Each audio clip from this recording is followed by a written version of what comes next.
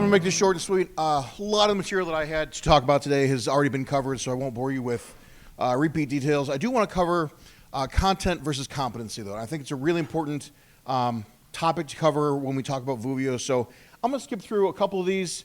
Today's objectives, we're going to skip backwards design. It's a great topic, but I think we've covered how to get into Voovio, how to start designing your programs. You guys all start with something. You guys already have stuff in transit, so we're going to skip through that just a little bit. So where does design start? Where does a good training program start? Shout it out. With the employees, good. I would say it starts at the end. Believe it or not, it starts at the end, all right? A good training program is going to start with the end in mind. It's what we call backwards design. It's rooted in K-12 education. We've known this for a long time, that if you want to know how your students are going to do, you write the test first. So what that means, what it really comes down to, if we skip ahead further through the slideshow, you talk to your SMEs. What does a good, competent employee look like? What do they do? And you start that conversation, and you're probably going to get some really, really high-end, vague answers from your SMEs, and that's okay. Really is, that's okay. What you start to is a conversation about what does that ideal employee look like, and now you start listing all those skills down.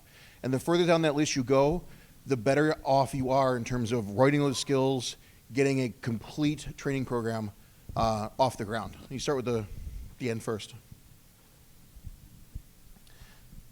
Here's where I really want to start. Content versus competency.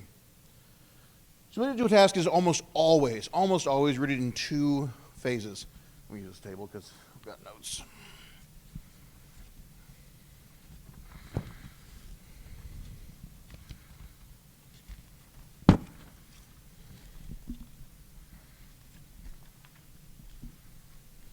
There you go. It's about what you can know and about what you can do. All right, so consider way back when, I had to go back in my history just a little bit to your state driving exam. It took me a minute to go back that far, so I'll give you a minute too. You got a book, and you went through class, and you went and you took the driving test, right, the exam. You sat in front of a computer, and you put on the weird headphones and the ancient screen, and you took a test, right? And it's a test just like everybody here has written. It's got multiple choice, true and false. What does the yellow blinking light mean? You know, when or how many turn signals does it take to turn left into an oncoming lane of traffic, et cetera, et cetera. It's a test, right? It's an assessment. But that's not the end of the test. That measures what you know. What's next? What do you have to do then? The driving test. Yeah, it's a completely different kind of test, completely different kind of assessment, right? It's not a measure of what you know. It's a measure of, now you know it. Can you do the thing, right? It's competency. And a lot of times we build these great training programs that measure content. We measure how much a person knows and how much they can tell us on a piece of paper or write down in our LMS. It doesn't really tell you, can they do the job?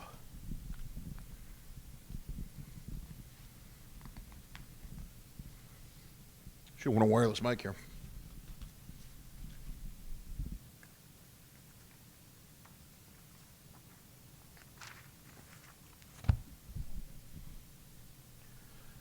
So, content, specific knowledge, information, right? We can learn it, we can regurgitate it based on specific goals and objectives. Competencies, though, measure the skills or performance of a task. And I got into a rather interesting philosophical debate in November at another conference about skills versus tasks, which is a really interesting debate if you really do get into a philosophical conversation with educators in a room. Go ahead and ask that question. But competency-based learning or mastery learning, when you're really talking about teaching skills, especially trade skills, is both of these put together. So, talked about multiple choice quizzes, right? We love these multiple choice quizzes. We create these great, beautiful computer-based training models. We put the assessments in there, and they take the quiz, they get 100%. Does that mean they know how to do the job? Nope. It's really, really hard to judge a worker's mastery of a complex task using just the data that we collect in LMS. So the competency-based training complements the knowledge-based information, but it's a two-part system. We've got to have that second part to it. So this process is actually owned not by us, but by your SMEs. Anybody in this room, subject matter expert in whatever company they're at? Wow, okay, more than I expected. Most of us are trainers. Most of us are experts in people, experts in education, experts in training, right? We understand the science of education, which is great. It's perfect. It makes a great marriage, right? But it's not the only thing that we need to focus on. We have to talk to our SMEs, and we have to assess competency of the employee. The thing I found when we really started diving down this rabbit hole was that we had a lot of trainers in the field who were assessing how much information they had shown to an employee. All right, great shadowing program. We've got this list, it's like 1,000 skills long. They've got this booklet with everything signed off on it. You got initials here and there. Was the employee shown how to turn the valve? Yep. Was the employee shown how to, whatever it is, right? 100 of these pages with skills and skills and skills and skills were showing them how to do the thing. Great. Did they do it? And the answer was, well, I don't know, right? You're not assessing competency. You're not assessing their mastery of the skill. You're assessing whether or not they saw you do it, okay? So that's where we need to shift that paradigm just a little bit. From on-the-job training, we need to think of it as I do, we do, you do. You guys got it, right? Start talking to your SMEs. I'm going to wrap this up really quick because I know we want to get out of here. Sunlight's beautiful outside, and I'm really not looking forward to going back to negative 15 tomorrow. But that being said, moving to a competency model, the employee is directly involved, the SME is directly involved, and we want to make sure that we are assessing not only do they know the information, have we shown them how to do the job, can they do the job by themselves, right? This is going to look just like a checklist you already have. It's going to look just like those skills you guys have already written down, except there needs to be one more column. Have I shown them how to do it? Have they shown me, the SME or the trainer or the floor trainer, whoever it is, that they can do it as well, right? It's not a difficult shift, guys. It's really not. It's not doing anything monumentous, but it's shifting the thinking. How are we assessing this? How do we know for sure that they can do the job? So, content and competency are both important based on knowledge of the process, information important to the role. Competency is how the information is applied. That application is the big portion that we need to consider shifting to. So, Voovio, great program for this, okay? Great program for this. Not only does it help you with the skills rollout, because on the left-hand side you guys saw, I think you guys all saw the demonstration of, you got the list of skills, or the processing on the left-hand side. You can see the thing on the right-hand side though, right? You can already start doing the demonstrations. We have found so many uses for this already in just a few months that we have been working with them to prove competency with a computer-based system, which is, I mean, it's a unicorn, truly, in the training world. To be able to say that you are competent to go and do at least a basic task, right? But you don't have to be in the field. It's snowing, or we've got an outage, or a pump broke. We had an outage, and we really, really wanted to record breaking down this massive pump of some sort, some really specialized something around the field. You can tell that I'm not an SME in oil and gas here, but really, really specialized pump. But they broke it down, and they had to repair it and put it back together so fast that nobody would have been able to take all that in and replicate it. Right? We had a super specialized team in the field who had not done this for a couple of years. The pump was never down, but we were able to record it, right? And so now we've got this step-by-step, and we can train somebody new how to do this super complex task without having to take that pump offline, right? Without having to take an entire unit offline in order to take this apart and actually see what's inside. Super, super, super cool use of technology when it comes to marrying these two concepts. Do they know the material? They identify the parts? Can they read the diagram? And can they actually go do it in the field? And in the field, I mean on the right-hand side of that screen, where you've got it right there, right? In, it's not virtual reality. What are we calling it? Augmented reality now, right? Very, very, very cool use of both of these systems simultaneously in a really unique setting.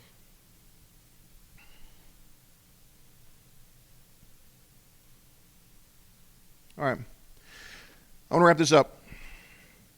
Content competency link is baked in the ADDIE process. Backwards design is used to create a high-level list of skills. Use those skills, drill down, talk to your SMEs. Create a checklist of tasks that the trainer should see, should be able to prove to you that they can do it. That'll be your competency test.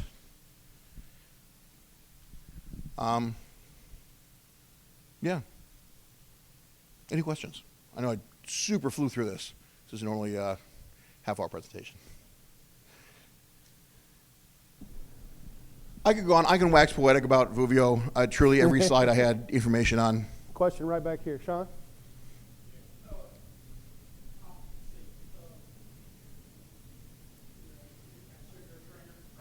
Yes, sir.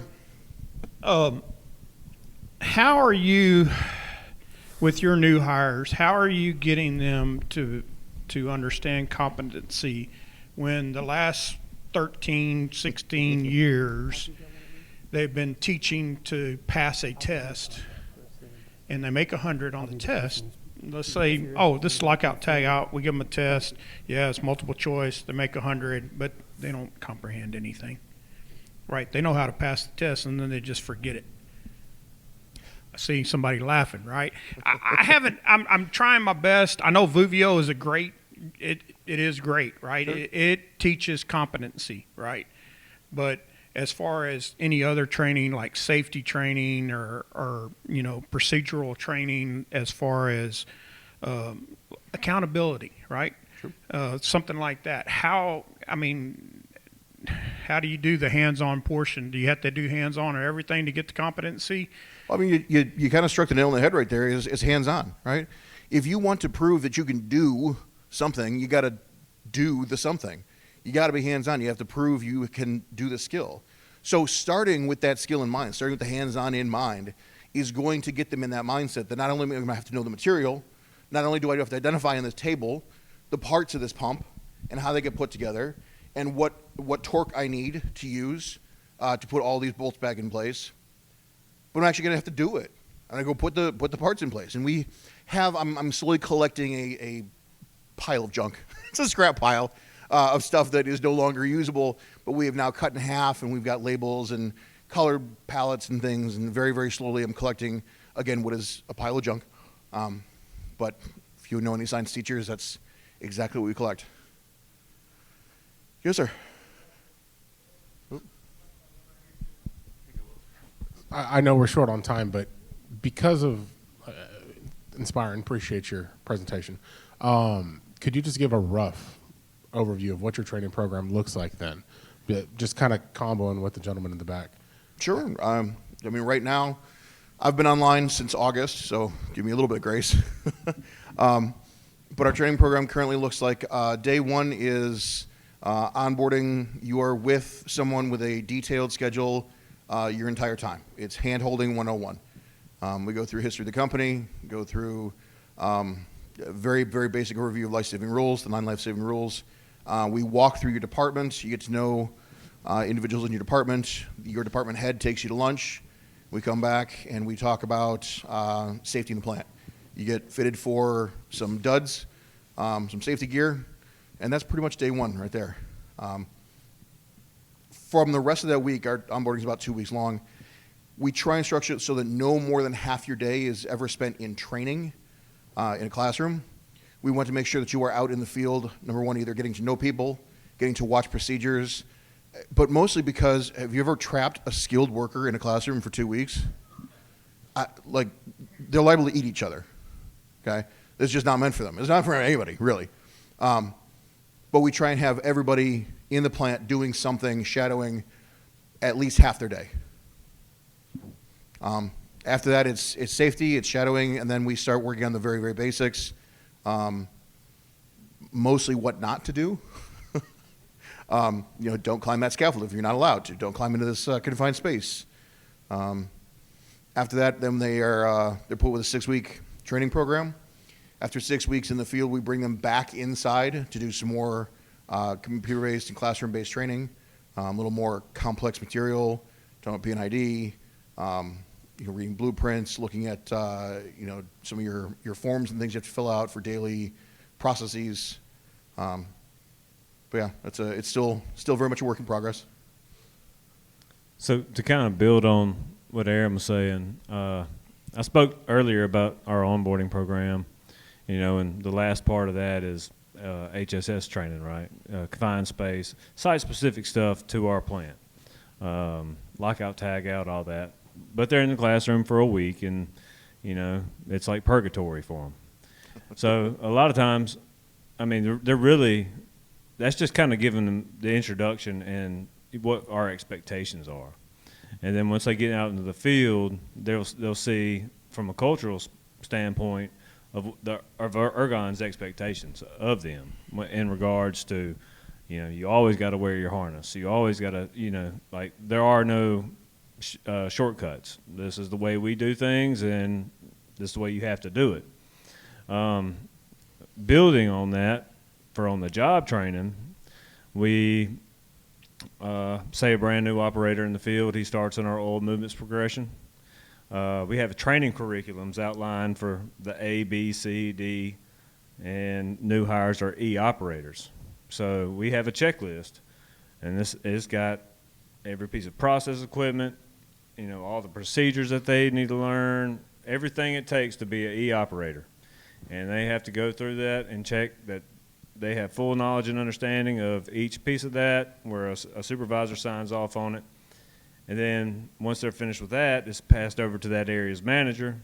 That area's manager, they do get a test that they have to pass, but they also go through learning sessions. They go through field walk downs.